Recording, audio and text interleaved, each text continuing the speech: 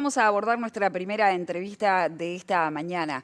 El PIT-CNT, la central sindical, como parte constitutiva de nuestra estructura social, está presente en todos los debates y es desde siempre, tanto aquellos que atañen al ámbito internacional como al local.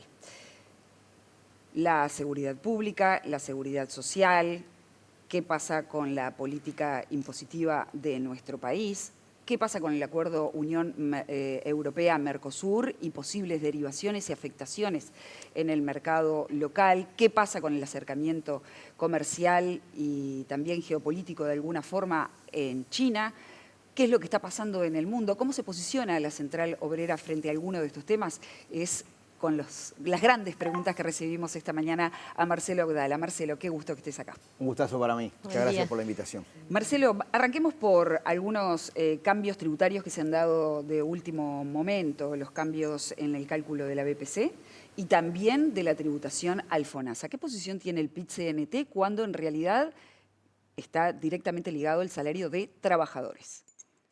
Bueno, nosotros hemos sostenido que se hace necesario en Uruguay, y principalmente desde una perspectiva de desarrollo que genere las condiciones para promover el trabajo de calidad de la población, una transformación tributaria en la cual efectivamente se avance en la dirección de que pague más el que tiene más. Desde la perspectiva de la parte de los impuestos que paga la población trabajadora, que es la mayoría de la estructura de financiación del Estado, porque el trabajador, el jubilado, quien vive de ingresos fijos, digamos que paga impuestos a través del IVA por prácticamente la totalidad de su ingreso. Aquellos sectores que tienen mayores condiciones de ahorro solamente pagan IVA por la parte, digamos, de su ingreso que se destina al consumo directo.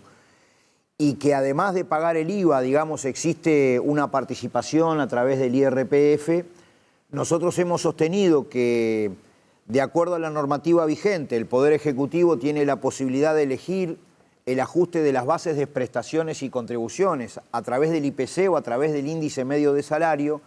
Nosotros hemos sostenido históricamente que le da mayores garantías a la población trabajadora cuando las bases de prestaciones y contribuciones se ajustan estrictamente por la inflación.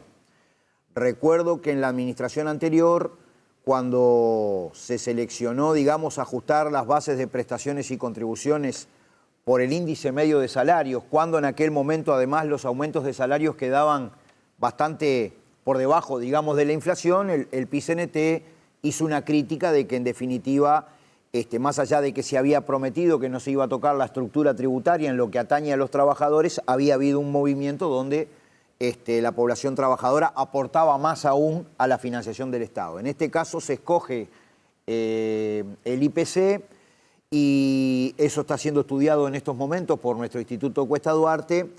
Es claro que en todos aquellos sectores que tuvieron a partir de los consejos de salario que finalizaron durante el año pasado ajustes por arriba de la inflación, y hoy observamos un proceso que es bienvenido por la población trabajadora y que tiene que ver con que la inflación está por guarismos inclusive debajo de lo que está pronosticado. O sea, los que tuvieron aumento de salario real, en definitiva. Exactamente. Obviamente que todos esos sectores, en la medida que las bases de prestaciones y contribuciones se van a ajustar por la inflación, además de una digamos, cuenta que está por arriba de la inflación y que además permite que el ajuste no sea tan automático, bueno, esos sectores que tuvieron esos ajustes salariales, a partir de ese proceso de incremento salarial, van a estar aportando más por IRPF.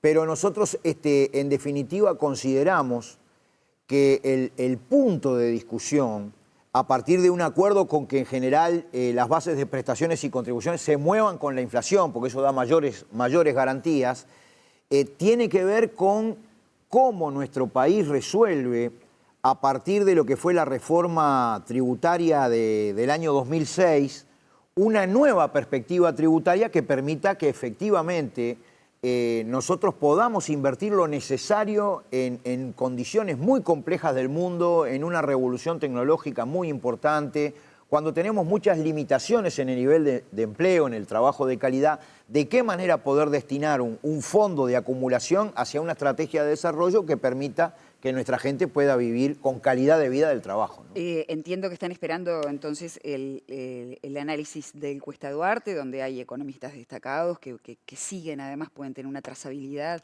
en esto. De todas maneras, sigue siendo la masa trabajadora la que está teniendo una elevación de sus aportes.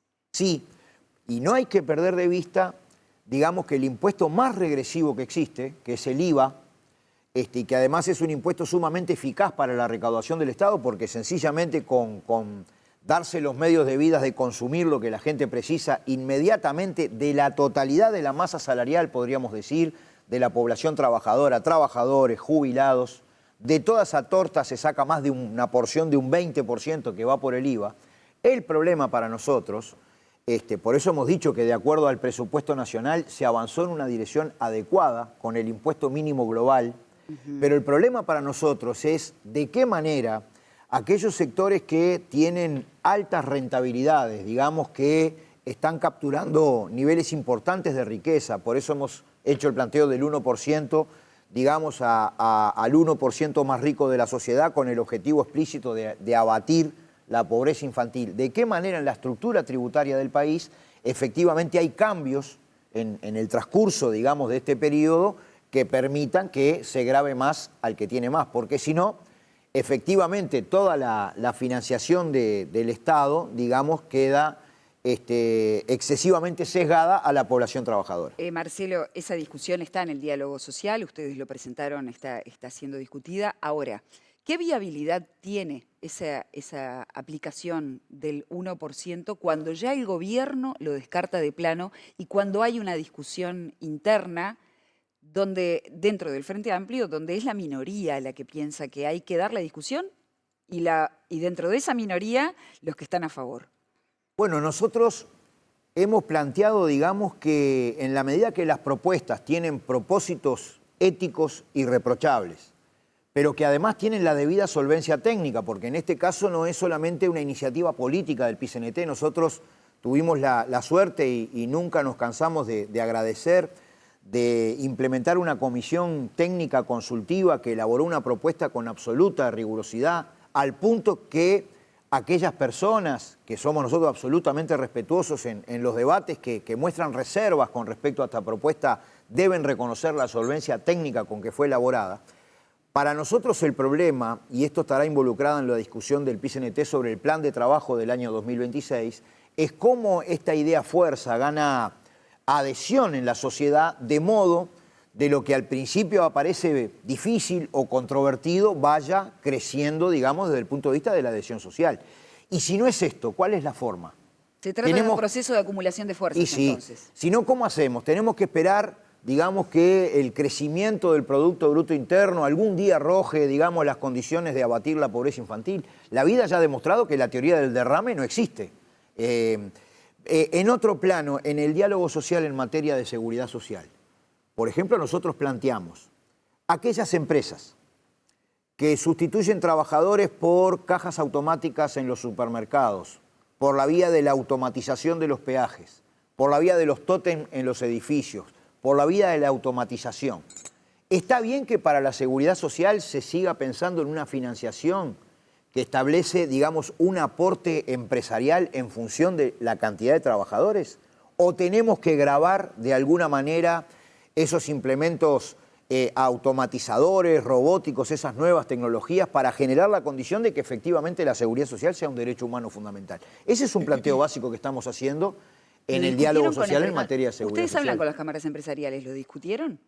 Bueno, ellos están presentes en el diálogo en materia de seguridad social, pero además hay otro aspecto que yo quiero subrayar, porque además esto es recontra nuevito. Ayer tuvimos una reunión tripartita, digamos, animada por la Oficina de Planeamiento y Presupuesto, también estuvo la ANDE, en donde participó la Confederación Gremial Empresarial, la Cámara de Comercio, el PIT-CNT. Nosotros venimos acumulando condiciones para que sea posible un diálogo desde el punto de vista de implementar una estrategia de desarrollo nacional, que obviamente va a tener que ver con los componentes de la competitividad, con los componentes de la productividad, de la capacitación, con aquellos componentes que permitan, digamos, un desarrollo sostenible, en donde se diversifique la matriz productiva, Pero hay un elemento que seguramente va a estar planteado en las propias conversaciones: ¿cómo se financia el desarrollo? Digamos, y en este punto es que entran estas dimensiones en donde naturalmente, si nosotros queremos una sociedad más democrática, más igualitaria, con mayores oportunidades para la población, y bueno, la financiación del desarrollo hay que verla de manera integral. Abdala, pero ¿cómo lograr salir de esta situación que a veces se genera, que las propias herramientas que se crean para buscar una justicia social, como puede haber sido la reforma tributaria en su momento, después generen perjuicios para los trabajadores medios, como está pasando ahora con un aumento al final en el cobro de un IRPF que va en contra de ese aumento de salario real?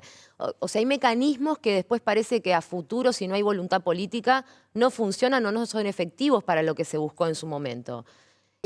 No sé si es quizás estoy transmitiendo un sentimiento que uno escucha en la calle, y es que se juega la mosqueta con el trabajador, algo así.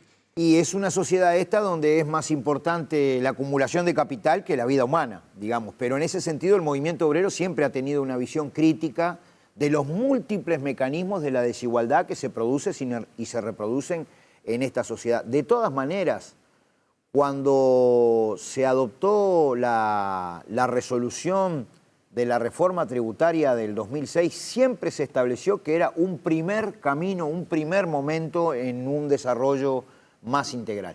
Nosotros estamos pensando que es bueno desde el punto de vista de el desarrollo de las fuerzas productivas, un desarrollo pensado con la gente, digamos, como centro, que ya ha pasado bastantes años desde aquel movimiento que mejoró lo que había, porque hay que recordar que antes teníamos un impuesto a los sueldos donde no importaba cuánto ganabas, una parte X de tu salario estaba comprometido en la estructura tributaria. Hoy por hoy hay un monto mínimo no imponible, es distinto el mecanismo.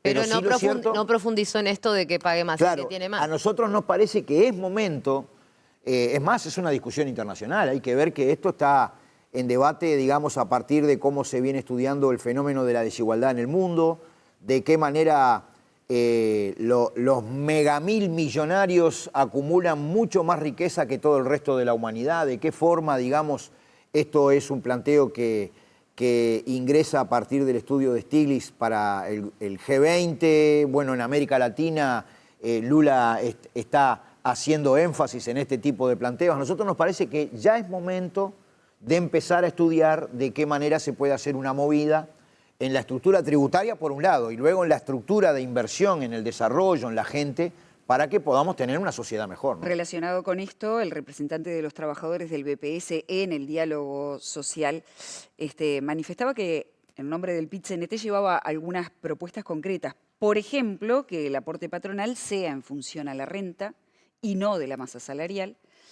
Y otro plantea era revisar los beneficios impositivos tanto a la salud como a la educación privada. ¿Podés explicar, dar contexto y texto de esto? Bueno, lo primero que mencionaba nuestro compañero Clavijo tiene que ver con esta cuestión. Si tú tenés una forma de aportación a la seguridad social parada en las empresas y la cantidad de trabajadores, cuando estamos en una enorme transformación tecnológica que al principio, después puede crear otros puestos de trabajo, pero termina sustituyendo mano de obra, bueno, hay que cambiar el esquema de financiación.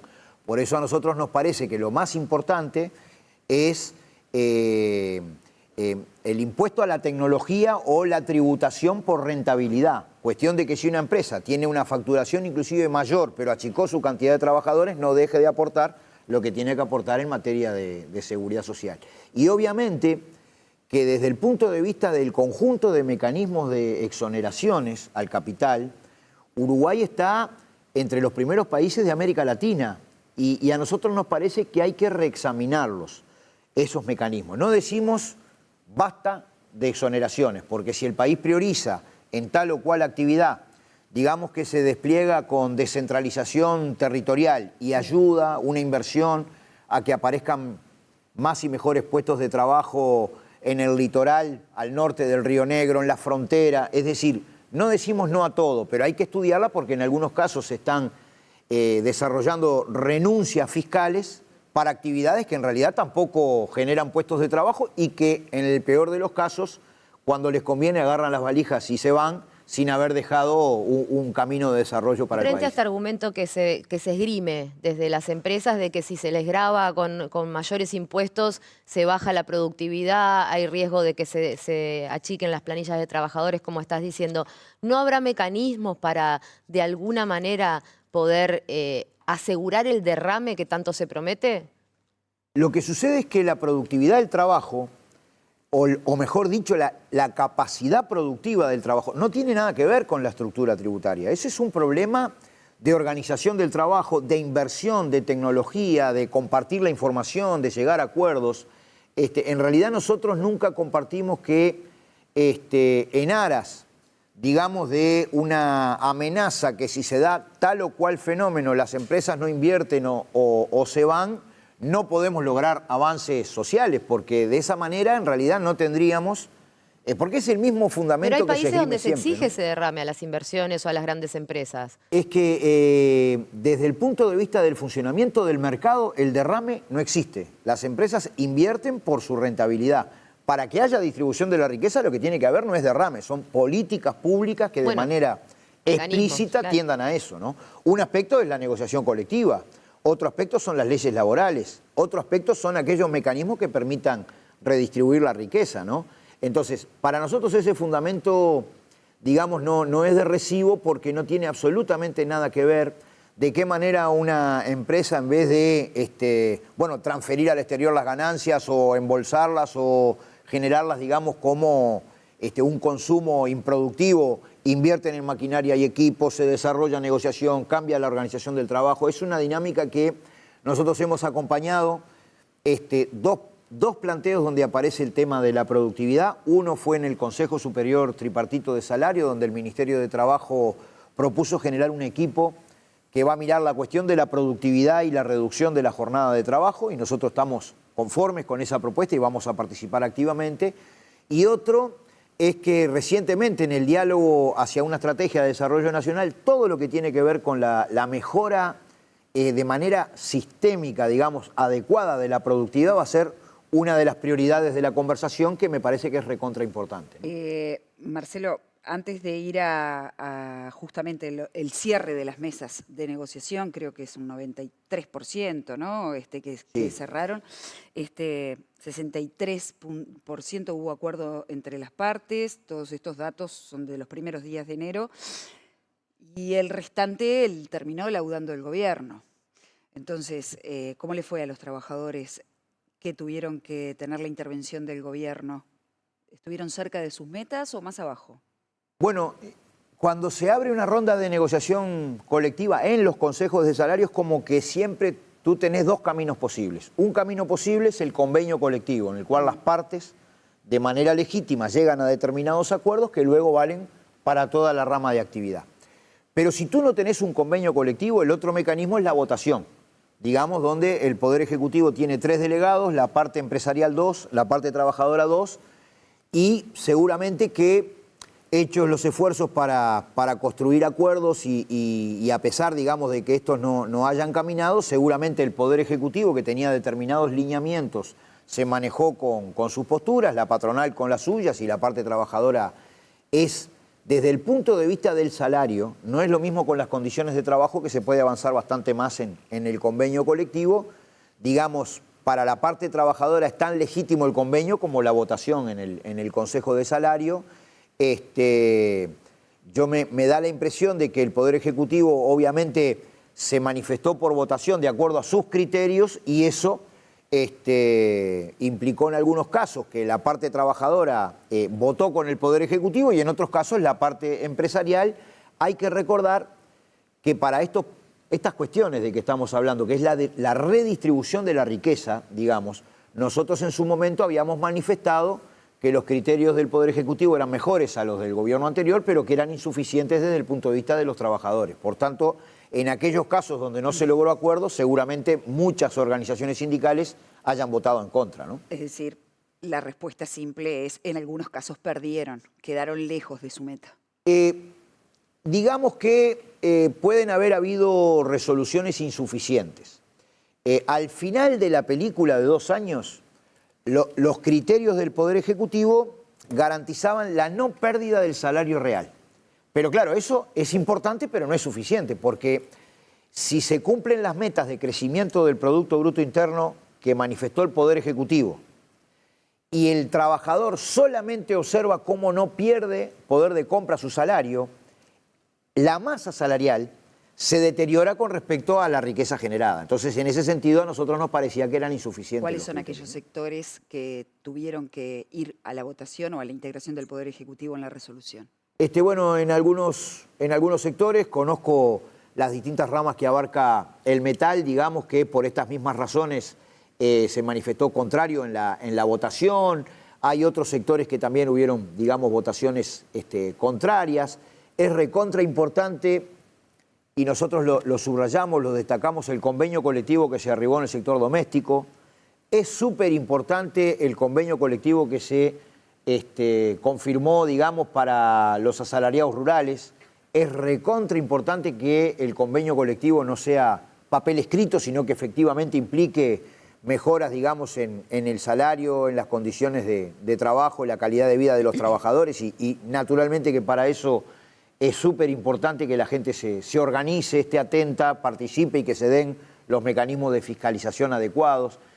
Nosotros creemos que esta fue una ronda, digamos, importante, aunque pensamos que hay que, digamos, reexaminar todo el funcionamiento de los consejos de salario, los temas que están involucrados, cómo se enriquece la negociación colectiva, no es solamente salarial, sino ingresan otras cosas, y hasta de qué manera también se desarrolla la clasificación de actividades, porque han habido cambios en el mundo del trabajo que todavía la clasificación que se definió en el 2005 no está reflejando y bueno, hay que reexaminar un poco, ¿no? Eso te iba a puntualizar, ¿cómo avisorás esos consejos de salarios cuando se empiecen a sentir los efectos de este acuerdo Unión Europea-Mercosur en el caso de que se termine ratificando? Porque vimos que bueno, fue al Tribunal de Justicia de la Unión Europea para ver la legalidad de este acuerdo que según lo que has dicho tú mismo, no tuvo en cuenta a los trabajadores. El hecho de que no se haya tenido en cuenta en el germen a los trabajadores va a derivar en mayores problemas en algunos sectores, específicamente cuando tengan que negociar. Es que estamos en un mundo absolutamente sobresaltado, digamos. Todos los parámetros de la producción, de la economía, del comercio y hasta de la vida democrática, digamos, de la humanidad, están conmovidos por un hecho que tiene que ver con un cambio de eje, digamos, en el desarrollo tecnológico y que implica las consecuencias del declive, digamos, de la potencia hegemónica en el siglo XX, que fue los Estados Unidos de América, con respecto al ascenso, en particular, digamos, del mundo asiático y de China. Entonces, el movimiento sindical en torno al libre comercio, históricamente, no solamente para una posibilidad de acuerdo entre la Unión Europea y no es el Mercosur, son los países que integran el Mercosur, ha manifestado sus reservas críticas porque el libre comercio de sectores con tanta simetría económica, social, en la propia estructura de la sociedad, no hace otra cosa que exacerbar la asimetría. Entonces, ¿qué es lo que sucede? Este es un acuerdo que en todo su transcurso para nosotros se negoció al margen de la participación de los actores del mundo del trabajo. No solamente la parte trabajadora, sino que probablemente tampoco tuvo demasiada participación el actor empresarial. Fíjate que nosotros nos enteramos de cómo iba el asunto de un posible acuerdo del Mercosur con la Unión Europea en el año 2019 en la Conferencia Internacional de la OIT, donde no solamente la coordinadora de centrales del Cono Sur, sino la propia coordinadora de sindicatos europeos se estaba enterando allí mismo que esto se estaba acelerando, pero de una manera que no fue un proceso de participación democrática, social, con conocimiento de la sociedad. Entonces, las preguntas nuestras son, ¿qué pasa con los sectores afectados? Por un acuerdo de este tipo hay ganadores y perdedores. ¿Qué sucede con aquellas herramientas que nosotros calificamos importantes para el desarrollo? Por ejemplo, las compras públicas. ¿De qué manera nosotros podemos tener incubadoras de sectores, de empresas para la innovación tecnológica, la generación de puestos de trabajo en un cuadro donde se liberalizan de esta manera los aspectos comerciales? Bueno, todo esto se lo planteamos a la Cancillería, hubo una reunión encabezada por nuestro compañero José Olivera, pero donde también estuvieron nuestros compañeros y compañeras de la Confederación de Sindicatos Industriales, en donde se le planteó, hay que ir a un estudio más serio de los posibles impactos y tomar medidas que permitan sacarle provecho a aquellas cosas que sean positivas, pero tomar medidas defensivas en esos aspectos que nosotros la podamos tener complicada. Se dice, el sector lácteo puede entrar en problemas. La utilización de las compras públicas para generar proveedores nacionales puede entrar en problemas. Bueno, eso hay que estudiarlo al detalle, ¿no? Está bien. En relación a los sectores que podrían estar en problemas, definimos básicamente el sector manufacturero, el sector lácteo por la injerencia con Brasil, por la incidencia con Brasil y ese triángulo que se da, ¿no?, de los productos europeos. Ahora, también desde sectores vinculados a la lechería se han planteado la posibilidad de mirar hacia otros mercados, hacia el Asia, por ejemplo. Entonces, podría haber también, desde el punto de vista geoeconómico, digamos, un movimiento de esos sectores que estarían siendo afectados por el acuerdo con la Unión Europea, si es que ponen la mirada y el Estado pone la mirada en abrir esos otros mercados. ¿Podría compensarse, Marcelo? Yo no lo descarto, pero todo eso tiene que ver con que se hace necesario políticas de Estado que apunten a un camino, a una estrategia de desarrollo que inclusive sea más de largo plazo que las distintas administraciones. ¿Qué propone el PIT-CNT al respecto? Y nosotros básicamente proponemos, en un mundo donde antes, cuando el consenso de Washington y el neoliberalismo, digamos, era mala palabra el planeamiento estratégico, que efectivamente nuestro país se dote de las herramientas para ir a un planeamiento estratégico de su desarrollo, en donde nosotros obviamente aprovechemos, digamos, las condiciones de las ventajas comparativas, me refiero a nuestra dotación de recursos naturales, a las ventajas comparativas del país, pero no apostemos todos los boletos a eso, que promovamos, digamos, una inserción más creativa desde el punto de vista de cómo participamos en la actual trayectoria tecnológica que se está abriendo paso hoy y en donde viene ganando China abiertamente en todo el mundo. ¿Que podemos competir ahí? Pero más que competir, el problema es que nosotros encontremos, digamos, espacios para el desarrollo de nuestra actividad laboral que permitan la buena vida de nuestro pueblo. Yo pongo un ejemplo. ¿Y la diversificación productiva, por ejemplo? Es fundamental. Es lo que yo decía. No es decir, no voy a aprovechar nuestras ventajas comparativas, pero nosotros tenemos que diversificar la matriz productiva, mejorar la razón, digamos, o la proporción de innovación y desarrollo en las empresas, mejorar la cantidad de científicos y técnicos vinculados al quehacer productivo. Y los sectores que claramente se van a ver beneficiados, como el agroexportador, por ejemplo, con un marco como un acuerdo de libre comercio, ya sea con la Unión Europea o con cualquier otra parte del mundo, pero específicamente ahí, ¿no podrían de alguna manera derivar esos beneficios que se generan por también tratativas gubernamentales, ¿no?, por parte de Cancillería, que logra un marco beneficioso? ¿Esos sectores no podrían, parte de esa utilidad, derivarse para que se amplíe el espectro productivo, para que se generen, no sé, fondos de contingencia para sectores realmente afectados? ¿Qué incidencia puede tener el PIT-CNT en ese tipo de resoluciones? Y bueno, nosotros venimos planteando justamente que uno de los aspectos clave de apuntar a un nuevo modo de acumulación, un nuevo modo de desarrollo, en donde no tengamos nosotros la situación que casi 500.000 personas ganan menos de 25.000 pesos, en donde no tengamos por encima de un 20% de informalidad, en donde no tengamos tanta diferencia, por ejemplo, entre la situación laboral al sur del Río Negro que al norte. Bueno, hay que discutir la financiación para el desarrollo, hay que generar la condición de un fondo de acumulación que permita ser reinvertido hacia estas nuevas actividades. Por lo menos nosotros lo estamos planteando abiertamente. Si tú mirás las resoluciones del Congreso del PIT-CNT, cuyo centro es la necesidad de apuntar a una estrategia de desarrollo, el punto neurálgico es justamente el que tú planteás. ¿De qué manera tú resolvés los recursos? Por eso insistimos con la necesidad de una reforma tributaria de segunda generación, por eso insistimos con que pague más el que tiene más, porque de algún lado hay que resolver los recursos para mejorar aspectos en que nuestro país viene por detrás, inclusive del resto de los países de América Latina. Por ejemplo, la inversión en ciencia y tecnología. ¿No hay gobierno que haya alcanzado la meta? No, para nosotros todavía falta, ¿no? En ese sentido falta un montón. Bueno, de hecho, los debates presupuestarios, cuando nosotros éramos absolutamente contestes, solidarios, con la necesidad de mayor inversión en la Universidad de la República, tiene que ver con esto. Porque ¿cómo tú mejorás en un país donde el 90% de la investigación científica se hace desde la universidad? ¿Cómo tú mejorás la intersección entre el quehacer científico y el quehacer laboral? La mayor participación de técnicos y científicos en el mundo del trabajo si no mejorás el sistema educativo en general, la UTEC, la UTU y la universidad. Tú tenés que destinar recursos en esa dirección, ¿no? Bueno, el PIT-CNT ha manifestado claramente que le resultó insuficiente el presupuesto asignado hacia ahí. Marcelo, todo esto se engloba tiene su anclaje en el medio de un mundo que está bastante polarizado y hay una crisis de algunos elementos a nivel global. En algún momento te referiste a una revolución democrática del siglo XXI. ¿Cómo se traduce esta visión a los trabajadores uruguayos?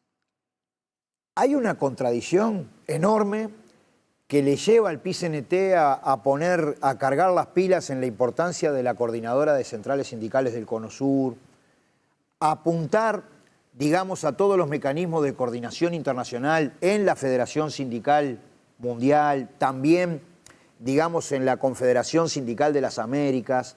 Y el problema es el siguiente: mientras el capital toma sus decisiones a escala global, nosotros participamos en los mecanismos democráticos por los cuales hemos dado la vida, digamos, que se organizan solamente a nivel del Estado-Nación. Las transnacionales resuelven las cuestiones a nivel global y nosotros, bueno, apuntamos a leyes en el Parlamento. Muchas veces una transnacional tiene más poder y más fuerza que un Estado completo. Por tanto, en realidad, esto que está sucediendo, que es una forma de dictadura, es el predominio abierto de los poderosos. Por eso el 1% más rico del planeta acumula más riqueza que todo el resto de la humanidad.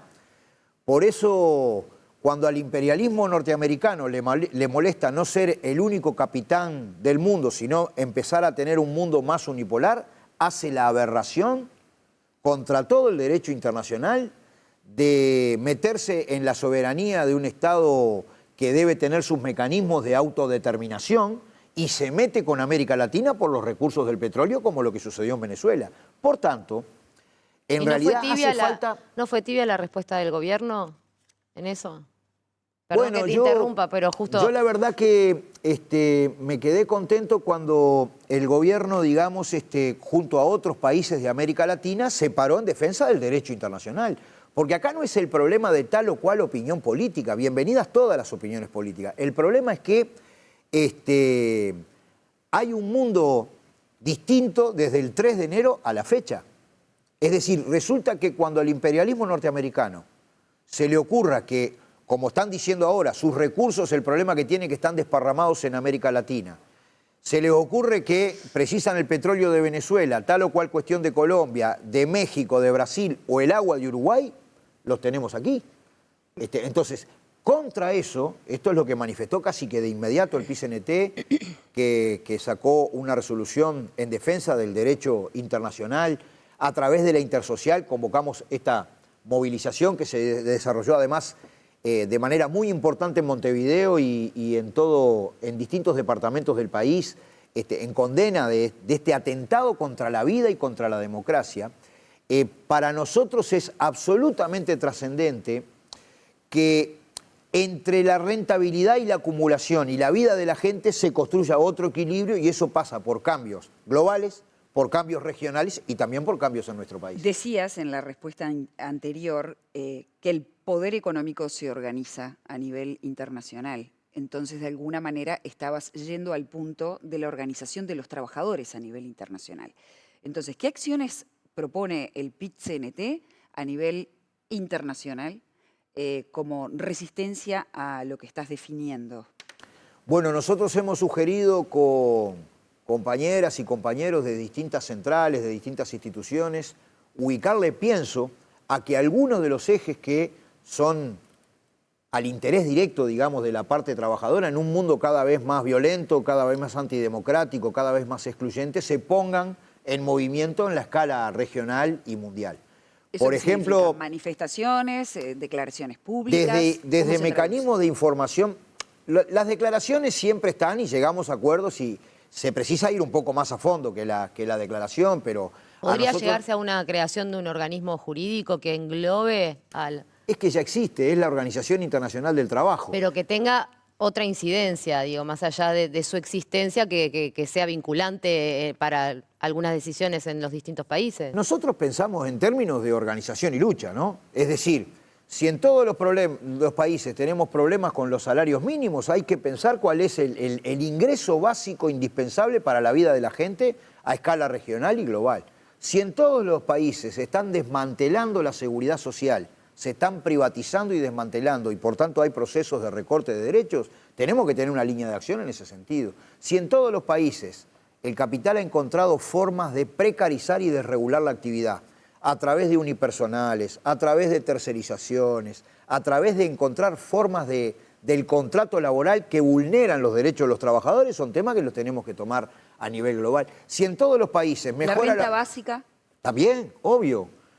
La mejora de la productividad, el cambio tecnológico, cuando no va acompañado de la reducción de la jornada, es más rentabilidad y nada más. ¿Podemos esperar medidas de lucha coordinadas entre distintos Y países si fuera de por América? nosotros, sí. La verdad es que yo tengo que ser sincero con la población. El movimiento sindical a nivel regional e internacional es muy fragmentado, periférico, chico. En el resto de los países no sucede como en Uruguay, que tenemos una central única. Es difícil, pero el planteo del PIT-CNT en ese plano está. ¿Y qué acuerdos tiene con algunos centrales, digamos, sindicales de Latinoamérica? Bueno, ¿Con quiénes está más cerca? hemos conversado con nuestros compañeros de la Federación Sindical Mundial y de la Confederación Sindical de las Américas. Nuestro equipo de asuntos internacionales del PIT-CNT ha conversado desde el punto de vista de que los planes de trabajo de estas organizaciones tengan estas dimensiones y bueno, se han hecho acciones comunes, por ejemplo, en la triple frontera del Mercosur, en Foz de Iguazú, cuando hay 1 de mayo, especialmente en Rivera. El 1 de mayo no es uruguayo, es un 1 de mayo binacional. Digamos que estamos en ese sentido tratando de coordinar algunas acciones. Bueno, de hecho, las declaraciones acerca de condenar el ataque antidemocrático del imperialismo norteamericano en América Latina, porque el problema es toda América Latina ha sido condenado unánimemente por todo el movimiento sindical. Y bueno, y vamos a tener seguramente en junio, en la propia conferencia internacional de la OIT, que va a discutir el trabajo en las aplicaciones. Esto es recontra importante porque lamentablemente en Uruguay un trabajador de las aplicaciones no se considera trabajador, no tiene derechos en ese sentido. Precarizado totalmente. Seguro. Entonces, en ese marco, ahí seguramente también tengamos mecanismos de coordinación re importantes. Marcelo, ¿qué tan cerca o lejos está la posibilidad de llegar al planteo del PIT-CNT, de la jubilación a los 60 años y de eliminar el lucro de las AFAP en este contexto de diálogo, de discusión social que se está dando? Bueno, nosotros hemos tenido una opinión bastante crítica de cómo se manejó el diálogo hasta ahora. Ustedes reclaman medidas concretas a partir de ahora. Y yo creo que desde la perspectiva de lo que va a ser el plan del PIT-CNT, esta sería la prioridad nuestra al principio del año, ¿no? Es decir, si el movimiento sindical se va a estar desarrollando en una serie de objetivos importantes durante todo el año, yo creo que vamos a empezar por esto porque el Poder Ejecutivo ya había anunciado que en el mes de abril, capaz que se prolonga algunos meses más, pero en el primer semestre de este año tienen que haber resultados concretos. Y bueno, nosotros consideramos que la población trabajadora ha sido vulnerada en sus derechos desde el punto de vista, digamos, de la elevación de la edad de jubilarse. Todavía, en nuestra perspectiva, no han habido señales claras desde el punto de vista de las jubilaciones de hambre, de gente que trabajó toda la vida y está ganando la jubilación mínima y que deben cargarse las tintas para mejorar la jubilación mínima, y ni que hablar las formas, digamos, de lucro que están involucradas en la seguridad social, las AFAP, que lucran del salario, no de las rentabilidades de sus inversiones. Para nosotros también hay que reexaminarlas. Y bueno, el movimiento sindical hace mucho tiempo que tiene una propuesta digamos, de una seguridad social alternativa, universal, solidaria, multipilar, donde no se, digamos, no se discriminan eventuales procesos de ahorro colectivo, de ahorro de los trabajadores que contribuyan, pero hay que ir a una ingeniería distinta. ¿Y no se contraponen o se contraponen de alguna forma con lo que laudó la ciudadanía en el plebiscito? Lo que pasa que, si bien nosotros no llegamos a la mitad más uno de los votos, si uno analiza el planteo que hizo el PIT-CNT con el programa de gobierno de la fuerza política, la misma, que fue avalada por la población en la votación, digamos, del gobierno, establece estos 3 puntos que nosotros hemos sostenido históricamente, ¿no? Mejorar la jubilación mínima, generar la condición para recrear el derecho a jubilarse a los 60 años con 30 años de trabajo, que había sido una conquista del diálogo social en materia de seguridad social del 2008, y además erradicar el lucro de la seguridad social. Ese es el programa de gobierno. Bueno, entonces, obviamente que el PIT-CNT no va a insistir en la redacción de la papeleta, pero sí en la ética, en los supuestos y en las propuestas que nosotros hemos hecho un compromiso con la población que fue vulnerada por la ley 20.130 y queremos que rápidamente, en estos primeros meses del año, aparezcan formas concretas y resultados en esta materia.